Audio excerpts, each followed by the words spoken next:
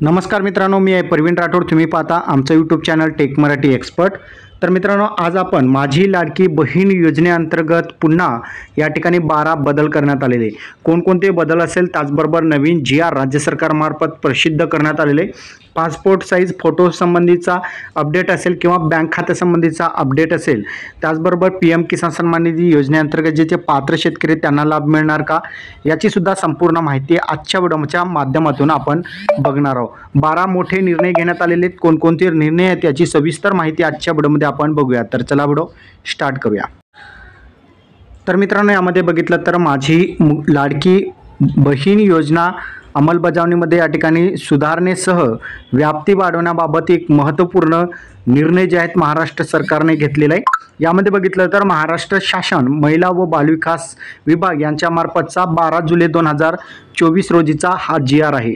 राज्यातील महिलांना आर्थिक स्वातंत्र्यासाठी, त्यांच्या आरोग्य आणि पोषणात सुधारणा करण्यासाठी, कुटुंबातील त्यांची निर्णायक भूमिका मजबूत करण्यासाठी महाराष्ट्र राज्यात मुख्यमंत्री लाडकी बहीण योजना राबवण्याबाबत महाराष्ट्र शासनाने 28/7/2024 रोजी मान्यता देण्यात आली आहे.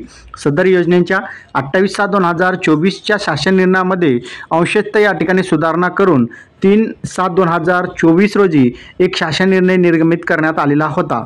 त्याचबरोबर शासन निर्णय 5/7/2024 अन्वयक माझी लाडकी बहीण योजनेच्या अंमलबजावणीसाठी A+A आणि B वर्ग महानगरपालिकेतील वार्डस्तरीय संरचना असल्याने या महानगरपालिका क्षेत्राकरिता तालुकास्तरीय समितीऐवजी वार्डस्तरीय समिती गठीत करण्यात आली होती.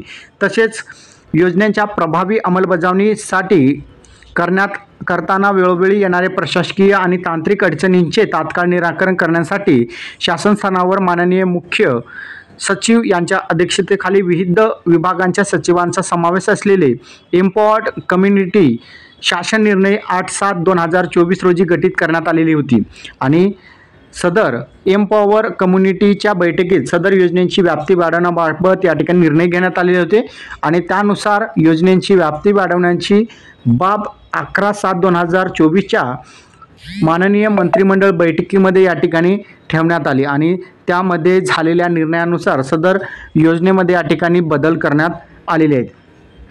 आता शासन निर्णय बघूया काय आहे. या शासन निर्णयामध्ये मुख्यमंत्री माझी लाडकी बहीण योजनेच्या अंमलबजावणी प्रभावीपणे या ठिकाणी सुलभपणे होण्यासाठी खालील बाबींची स्पष्टता करण्यात येऊन त्यास मान्यता देण्यात येत आहे. आता कुटुंबांची व्याख्या, कुटुंब म्हणजे काय, आता हे सर्वांना माहीत असणे गरजेचे आहे. म्हणजे कुटुंबातील 2 महिलांना या योजनेअंतर्गत लाभ दिला जाणार आहे. त्यामुळे कुटुंब म्हणजे काय हे तुम्हाला सर्वात अगोदर माहीत असणे गरजेचे आहे.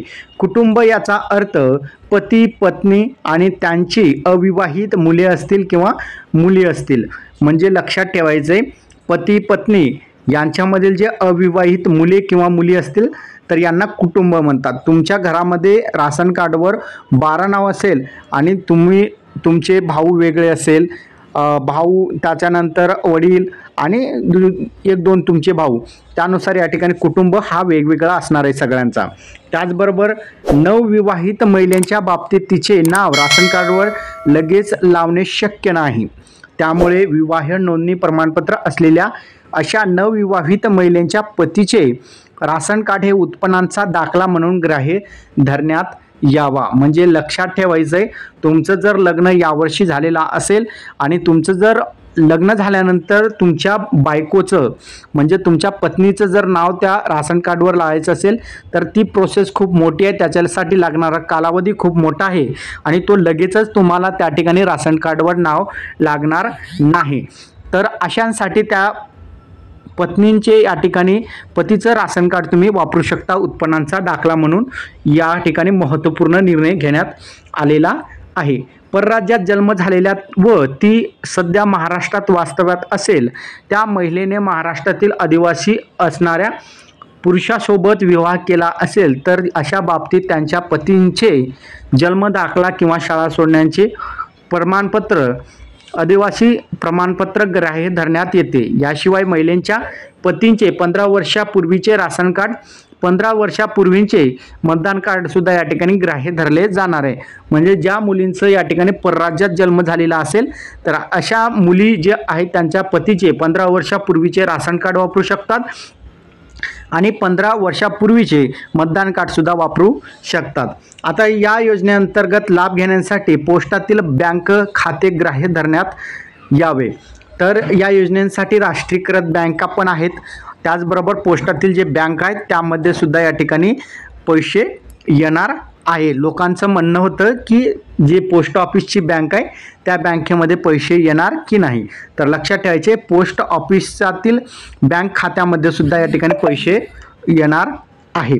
योजनेच्या ऑनलाईन अर्जावरील लाभार्थी महिलांचा फोटो काढून तो ऑनलाईन अर्ज दाखल करण्यासाठी या ठिकाणी ग्राह्य धरले जाणार आहे. म्हणजेच या ठिकाणी जे आहेत लाभार्थी महिलांचा फोटो काढून सुद्धा तुम्ही तो ऑनलाईन अर्ज दाखल करू शकता. आता सदर योजनेअंतर्गत नागरी ग्रामीण भागातील बालवाडी सेविका असेल, अंगणवाडी सेविका असेल, NULM यांचे समूह संघटक असेल, मदत कक्ष प्रमुख असेल, आशा सेविका असेल, सेतू सुविधा केंद्र असेल, आपले सरकार सेवा केंद्र असेल, यांना पात्र महिलांचे अर्ज भरून घेण्यासाठी प्राधिकृत करण्यात येणार आहे. म्हणजे या महिलांकडे तुम्ही अर्ज करू शकता. त्याचबरोबर केंद्र शासनाने विविध शासकीय योजनांचे लाभ PFMS DBT प्रणालीद्वारे देण्याची प्रक्रिया कार्यान्वित केली आहे. म्हणजे तुम्हाला आता जे पैसे भेटेल तो आधार कार्डवर थेट तुमच्या बँक खात्यामध्ये जमा होईल. केंद्र आणि राज्य शासनाच्या विविध योजनेमधील उदाहरणार्थ PM किसान योजना असेल, पोषण, त्याचबरोबर MNREGA, PM Svanidhi, JSY, PMMVY, अन्य तत्परित योजना असतील, या योजनेचे ज्या प्रकारे पैसे येतात त्याच प्रकारे या ठिकाणी जे आहेत लाभार्थ्यांना मुख्यमंत्री लाडकी बहीण योजनेच्या सुद्धा या ठिकाणी अटी शर्तीनुसार पात्र ठरत असतील. त्यांचा डाटा माहिती तंत्रज्ञान विभागाकडून प्राप्त झाल्यानंतर त्यांचे KYC आधार ऑथेंटिकेशन म्हणजेच आधार कार्डवर KYC यापूर्वीच झालेली असल्याने सदर लाभार्थ्यांना केवळ ऑफलाईन अर्ज भरून देऊन मुख्यमंत्री माझी लाडकी बहीण योजनेचा थेट लाभ देण्यात येणार आहे. म्हणजे लक्षात ठेवायचे, ज्या लाभार्थ्यांना PM किसान असेल, पोषण असेल, मनरेगा अंतर्गत लाभ भेटत असेल, अशा विविध जे शासनाच्या योजना आहेत त्या अंतर्गत त्यांना जे आहेत लाभ भेटत असेल तर ते लाभार्थी जे आहेत ऑफलाईन अर्ज करून या योजनेअंतर्गत लाभ घेऊ शकतात. लक्षात ठेवायचे, तुम्ही ऑफलाईन अर्ज करायचे ज्या लाभार्थ्यांना जे आहेत PM किसान योजनेचा लाभ भेटत असेल. मात्र हे करीत असताना पात्र लाभार्थी महिलांकडून सदर योजनेचा अर्ज भरून घेण्यात येणार आहे. गाव पातळीवरील ग्रामसेवक असेल, कृषी सहाय्यक असेल, तलाठी असेल, अंगणवाडी सेविका असेल, आशा सेविका असेल, ग्राम रोजगार सेवक असेल, अन्य ग्रामस्तरीय कर्मचारी यांची ग्रामस्तरीय समिती स्थापन करण्यात यावी. सदर समितींचे संयोजक ग्रामसेवक आणि सदस्य सचिव अंगणवाडी सेविका राहतील.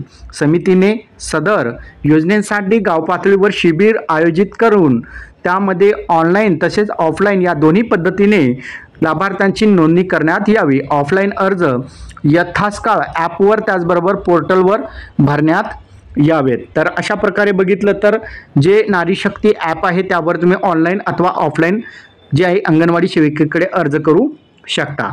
आता 9वा बदल जे आहे, ग्रामस्तरीय समितीमार्फत अंतिम लाभार्थी महिलांच्या यादीचे प्रत्येक शनिवारी आवश्यकतेनुसार गाव चावडीवर वाचन करण्यात येणार आहे. म्हणजे जी प्रतीक्षा यादी असेल किंवा फायनल यादी असेल ती जी आहे तुमच्या ग्रामस्तरीय म्हणजे ग्रामपंचायतवर सुद्धा त्या ठिकाणी तुम्हाला तुमचे नाव समजणार आहे. तसेच सदर यादी ग्रामपंचायत, अंगणवाडी केंद्र तसेच प्रसिद्ध करण्यात येणार आहे. सदर प्रसिद्ध करण्यात आलेल्या यादीवर हरकती प्राप्त झाल्यास त्यांचे निराकरण सुद्धा त्या ठिकाणी केले जाणार आहे. म्हणजे तुमचे एका ठिकाणी काही चुका झालेली नसताना सुद्धा तुम्हाला यादीमध्ये या ठिकाणी या योजनेअंतर्गत अपात्र करण्यात आले असेल तर त्यावर तुम्ही ॲक्शन घेऊ शकता. तर अशा प्रकारे या ठिकाणी जे आहेत या योजनेमध्ये बदल करण्यात आलेले आहेत. शासन निर्णय 5/7/2024 अन्वयक मुख्यमंत्री माझी लाडकी बहीण योजनेच्या अंमलबजावणीसाठी A+अ त्याचबरोबर ब वर्ग महानगरपालिकेमध्ये वार्डस्तरीय संरचना असल्याने या महानगरपालिका क्षेत्राकरिता तालुकास्तरीय समिती ऐवजी आता वार्डस्तरीय समिती या ठिकाणी गठीत करण्यात आलेली आहे.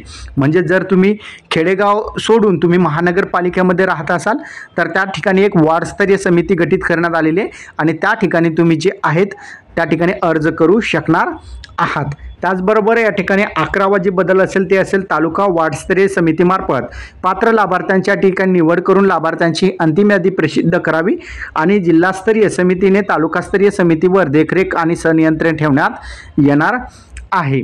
त्याचबरोबर 12वा जे महत्त्वपूर्ण निर्णय असेल ते असेल नागरी आणि ग्रामीण भागातील बालवाडी सेविका, अंगणवाडी सेविका, NULM यांचे समूह संघटक, मदत कक्ष प्रमुख, आशा सेविका, सेतू सुविधा केंद्र, अंगणवाडी पर्यवेक्षिका, ग्रामसेवक, आपले सरकार सेवा केंद्र यांना लाभार्थ्यांची अंतिम यादी प्रसिद्ध झाल्यावर एकूण पात्र लाभार्थ्यांचे अर्ज सादर केल्याप्रमाणे आणि सदर ऑनलाईन ॲपवर त्याचबरोबर पोर्टलवर प्रति यशस्वी पात्र लाभार्थ्यांची नोंद झाल्यावर त्या लाभार्थ्यांना या ठिकाणी 50 रुपये या ठिकाणी प्रोत्साहन अनुदान दिलं जाणार आहे।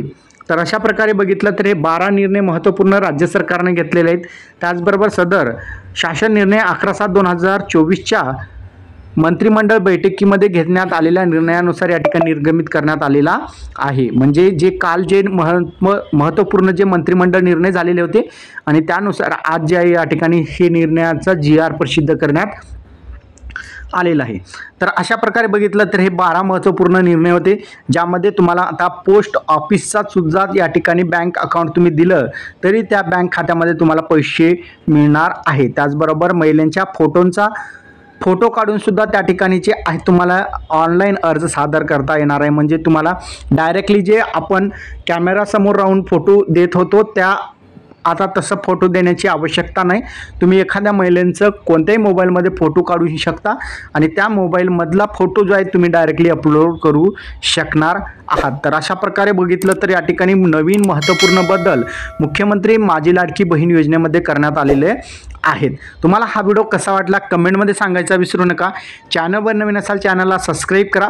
हा व्हिडिओ तुमच्या जास्तीत जास्त गावातील ग्रुपमध्ये सुद्धा शेअर करा, जेणेकरून सर्वांना हे 12 महत्त्वपूर्ण निर्णय माहीत होईल। हा व्हिडिओ तुम्हाला आवडला असेल लाईक, चॅनलवर नवीन असाल चॅनलला सबस्क्राईब। तर अशा प्रकारचा आजचा आपला महत्त्वपूर्ण अपडेट होता। इथेच थांबा। जय हिंद, जय महाराष्ट्र।